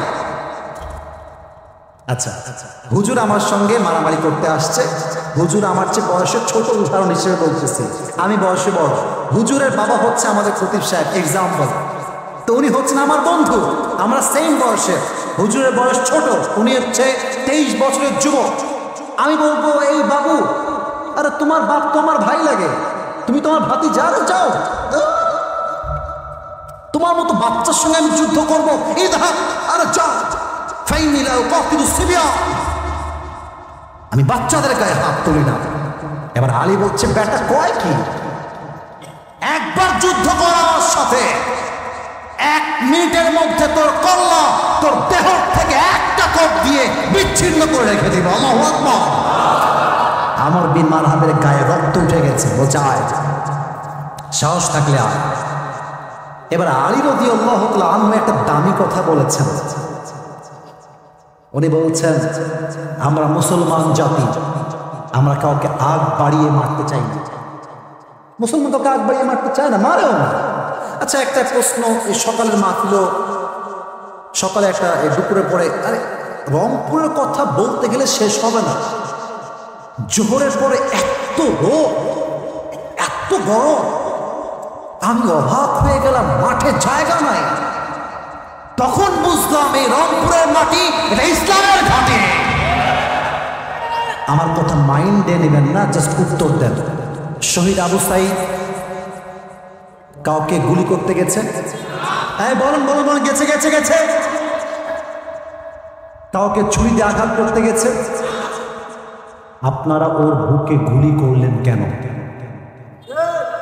করলেন? আমরা তো মারতে আসছি নাই।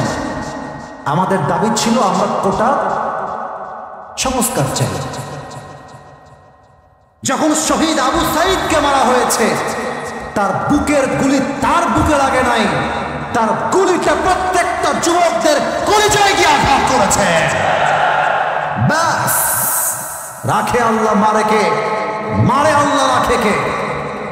আমরা মুসলমানরা আগ বাড়িয়ে মারতে চাই না, বাট কেউ আমাদেরকে মারতে আসলে কেমন জবাব দিতে হয় তার ব্যাপারে 1 পয়সা ছাড় দিয়ে আমরা কথা বলতে চাই না, ঠিক কিনা বলেন?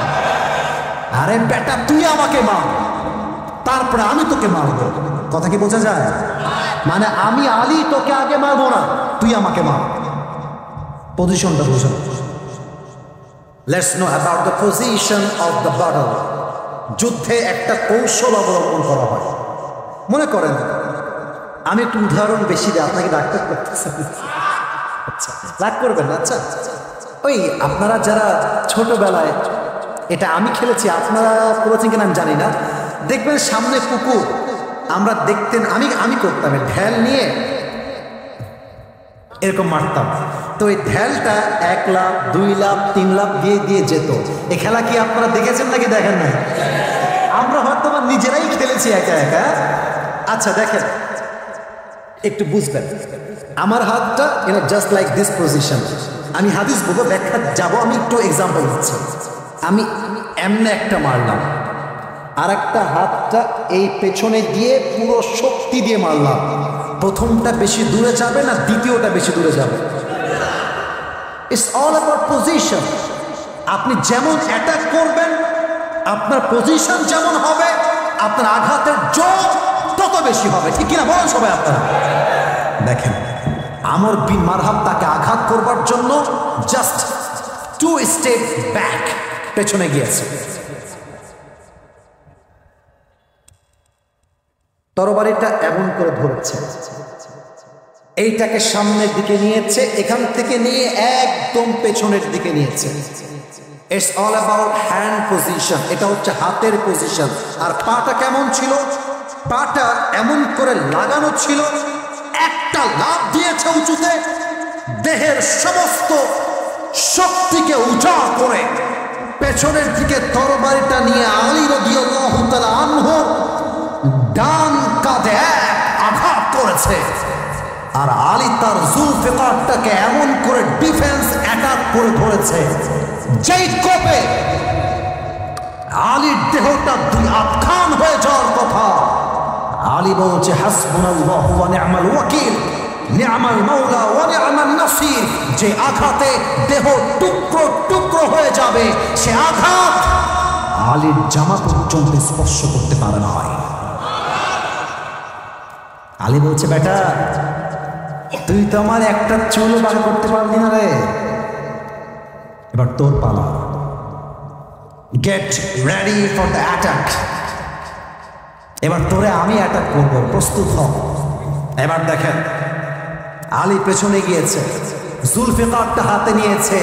আরে মাথায় রাখতে হবে, কাফের দেখতে যত লম্বা হোক, কাফের দেখতে যত বয়স্ক হোক, তার দেহে যতই লোহার পোশাক থাকুক না কেন, ইমানদার ইমানের সামনে কাফেরদের দেহ একটা মুহূর্ত টিকতে পারবে না। আলী এবার পজিশন নিয়ে তরবারিকে সামনের দিক থেকে পেছনের দিকে নিয়ে নারায়ে তাকবীর, আল্লাহু আকবার বলে একটা আঘাত করেছে।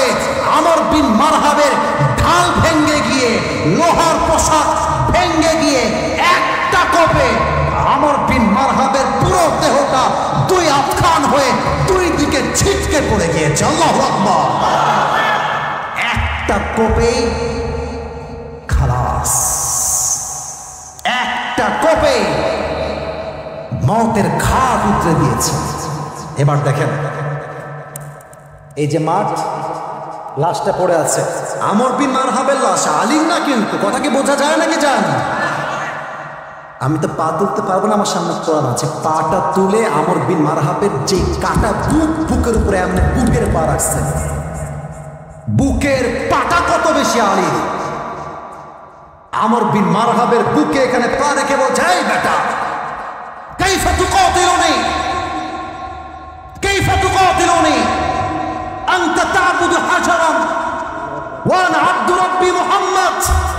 আরে বেটা তুই তো মূর্তির পূজা করিস, তুই তো পাথরের পূজা করিস, আর তোর মতো হাজার হাজার পাথরের পূজারী আমি আলীর একটা চুল বাঁকা করতে পারবে না, কারণ আমার সাথে আছে একজন। তিনি কে?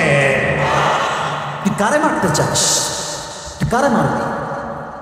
23 বছরের একজন যুবক, 35 বছর একজন তাগড়া সৈনিক কাফের, যে পুরো আরব বিশ্বে বাহাদুর নামে ফেমাস, তাকে হারাইতে তার গায়ে বাঁধে নাই, বড় চ্যালেঞ্জ মনে হয় নাই।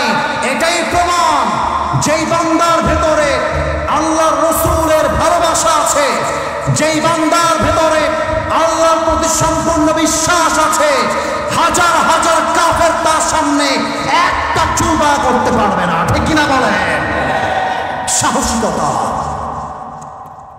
ব্রেভনেস, পাওয়ার, স্ট্রংনেস। সাহস কাকে বলে? শহীদ আবু সাঈদ যদি বুকটা এমন করে না পেতে দিত, তবে শহীদ মুগ্ধকে আর শহীদ হতে হতো না। আবু সাঈদ তার বুকটাকে পেতে দিয়ে মুসলমানকে মেসেজ দিয়েছে, আর একবার বুকটা পেতে দাঁড়িয়ে যাও না কেন, কাফেররা দেশ ছাড়তে বাধ্য হয়ে যাবে। ভয় পাবেন না, ভয় পাবেন না। 16টা বছর জুলুম হয়েছে, এমন এমন মানুষকে নির্বিচারে হত্যা করা হয়েছে যা এখন অন্যায়টা পর্যন্ত করে নাই। ঠিক কিনা বলে? এটাই হচ্ছে রসুলের প্রতি ভালোবাসা, এটাই হচ্ছে ইমানের সাহসিকতা। লাস্ট কথা বলা যাবে নাকি যাবে না? আপনারা মনে হয় ভাবতেছেন 1.5 ঘন্টা ওয়াজ হয়ে গেছে, এখনই শেষ হয়ে যায়, তাহলে শেষ করে দেই নাকি? 2 হাত তোলেন, সবাই 2 হাত তোলেন। মাশাআল্লাহ, সবাই 2 হাত তুলেছেন, এটা কাশি না।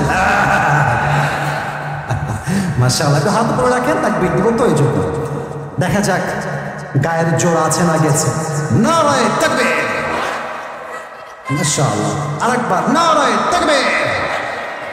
আল কোরআনের আলো, আল হাদিসের আলো, কোরআন হাদিস যেখানে, আলেম ওলামা যেখানে, কুড়িগ্রামবাসী যেখানে, আল্লাহ যেন কবুল করে। পড়েন সবাই আমিন।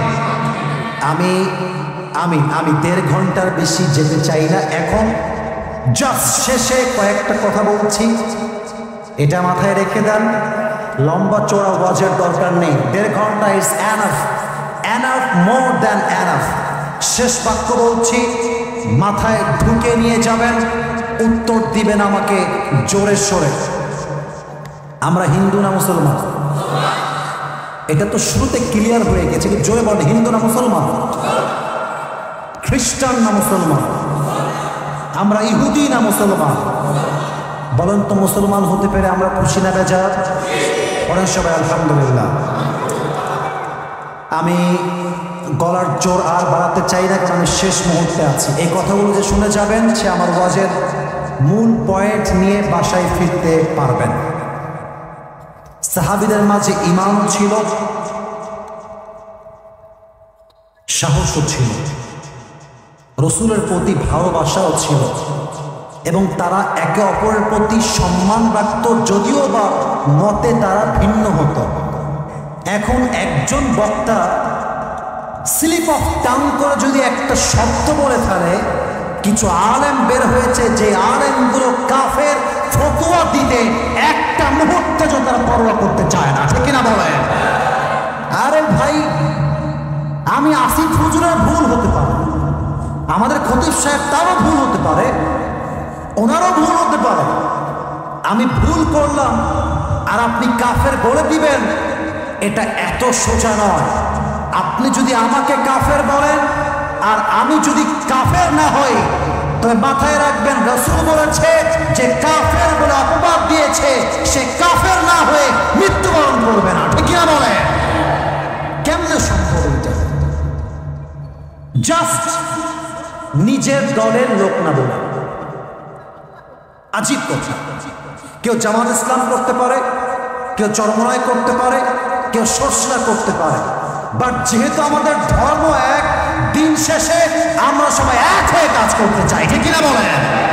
অতএব শেষ কথা বলে দোয়া করতে চাই, এইবার বাংলাদেশ ইসলাম কায়েম করবার যে সুযোগ পেয়েছে, আগামীতে আর পাবে কিনা সন্দেহ আছে। এই জন্য আলেমদেরকে বলতে চাই, কওমি আলিয়া মারামারি করে লাভ নাই। আমি কওমি বুঝি না, আলিয়া বুঝি না, জামাত বুঝি না, চরমরায় বুঝি না, শর্ষিয়া বুঝি না, আমি পীর বুঝি না, আমি কোনো মাযহাবি বুঝি না, লামাযহাবি বুঝি না, আহলে হাদিস বুঝি না। আমার ধর্ম ইসলাম, আমার রব এক, আমার কিতাব এক, আমাদের কথা একটা। হাতে হাত রাখো, স্লোগান তুলো, আগামীর দেশ হবে ইসলামের দেশ, আগামীর দেশ হবে কোরআনের বাংলাদেশ। আল্লাহ ঐক্যবদ্ধ হওয়ার তৌফিক দান করুন, পড়েন সবাই আমিন। যে পরিবেশ আপনারা দিয়েছেন, তোর বিয়ে হবে না, বিয়ে হবে না, বসো বসো বসো বসো বসো বসো বসো। মাশাআল্লাহ মাশাআল্লাহ, বসে গেছে। তাকবীর দেন, নারে তাকবীর। প্রিয় ভাইরা, দোয়ার দিকে যাব। যারা যেখানে বসে আছেন বসে থাকবেন। যদি হাত মিলাতে চান, আমি যখন নেমে যাব ওই বাসের ওখানে হাত মিলাবেন মেহেরবানি করে। দোয়ার দিকে যেতে চাই। এটা কি কোনো কিছু আছে? আচ্ছা, এই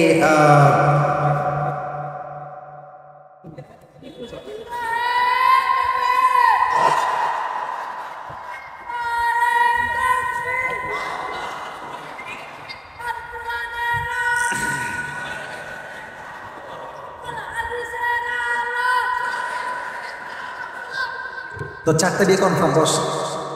দেখবে। আচ্ছা, প্রশ্ন যদি আমার আপার ভেতর হয় তাহলে উত্তর দিব, কারণ আমার ভুল ভাল বললে ক্যামেরা রেকর্ড হচ্ছে, এটা অন্যদিকে যাবে। আমার খতিব সাহেবরা আমার বামে ডানে বসে আছে, উল্টা পাল্টা আউল ফাউল কথা বলার কোনো প্রকার কোনো প্রয়োজন নেই।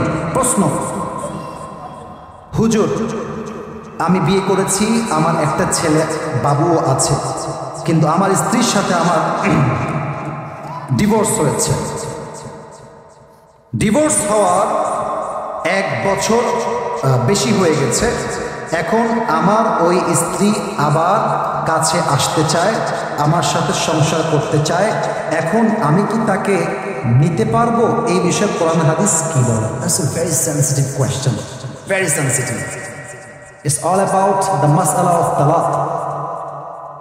মাথায় রাখবেন, ইসলামের বিধান হচ্ছে যদি আপনি ওয়াইফকে তালাক দিয়ে দেন, 3 তালাক, এরপরে আপনার ওয়াইফকে ফিরায় নেওয়া আসার কোনো সুযোগ নেই। তবে এমন একটা সুযোগ আছে যে সুযোগটা মেনে নেওয়ার ক্ষমতা সবার নাই।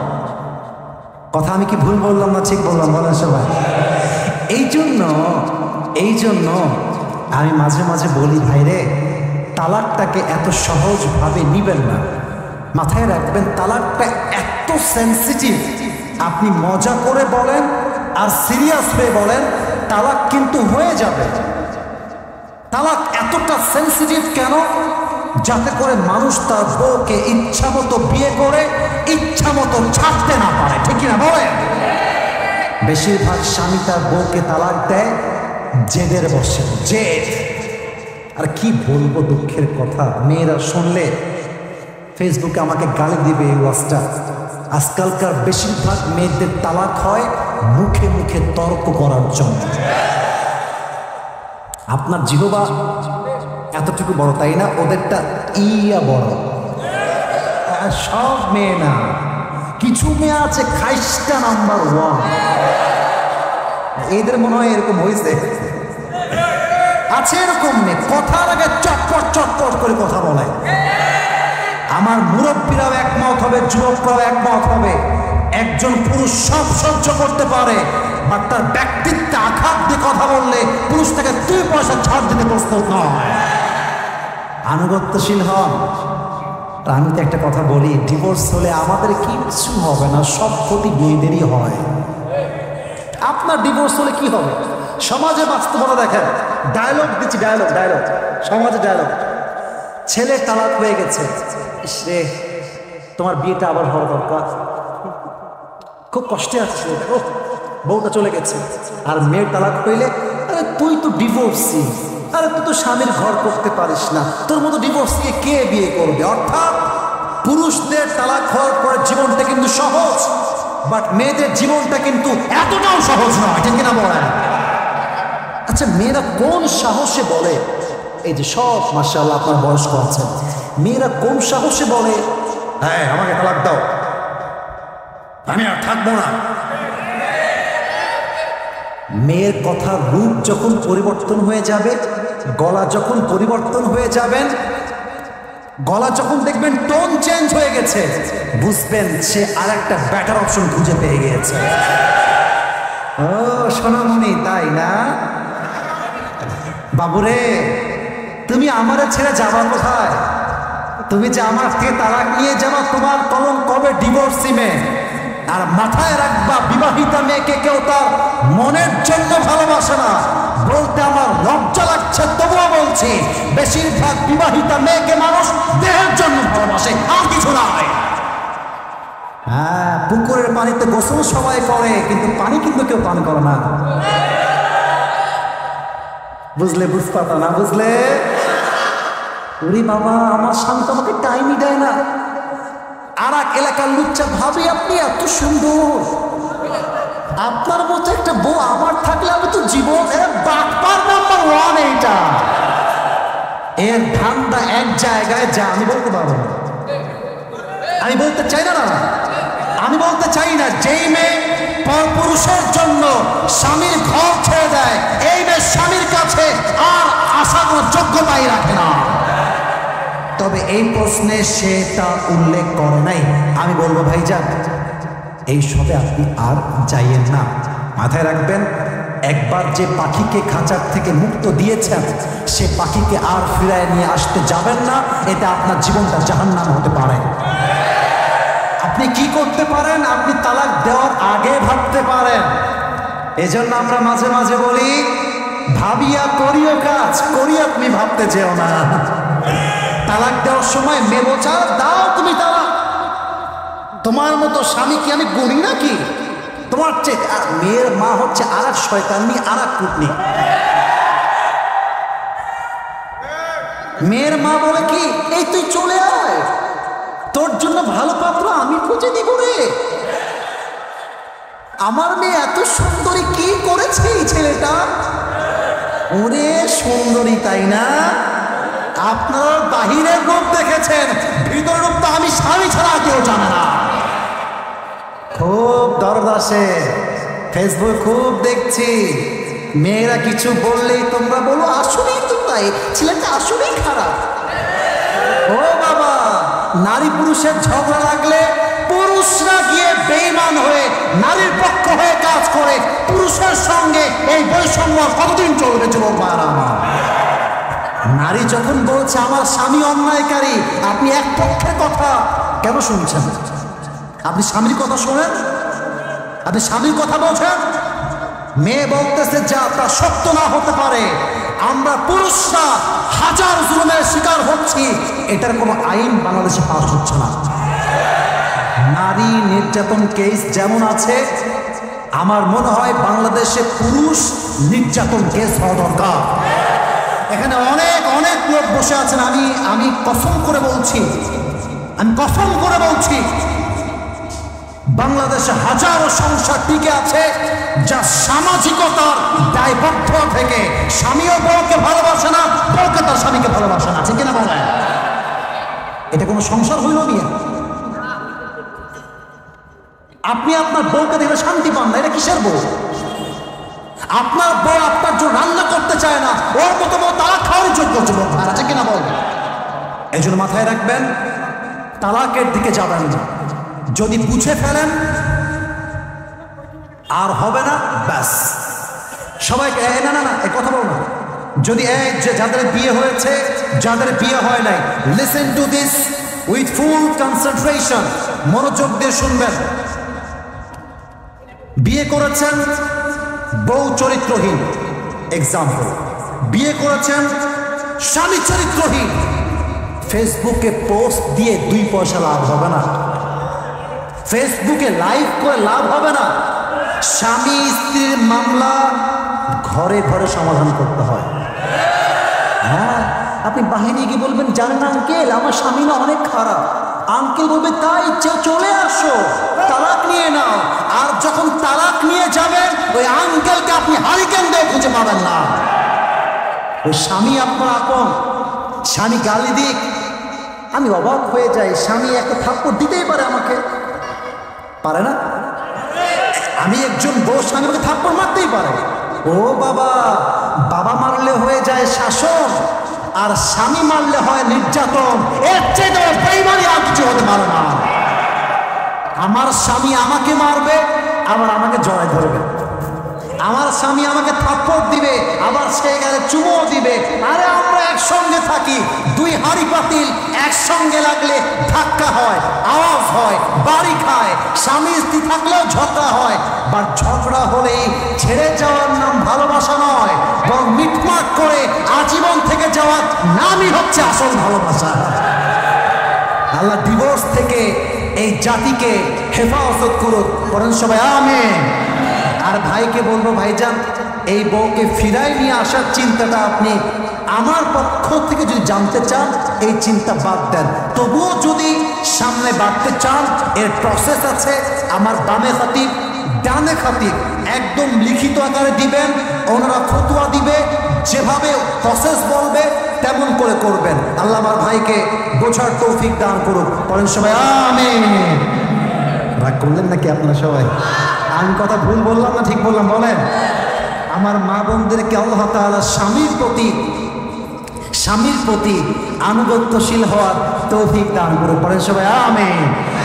আলহামদুলিল্লাহি রাব্বিল আলামিন ওয়াসসালাতু ওয়াসসালামু আলা সাইয়্যিদিল আমবিয়াই ওয়াল মুরসালিন ওয়া আলা আলিহি ওয়া আসহাবিহি আজমাইন।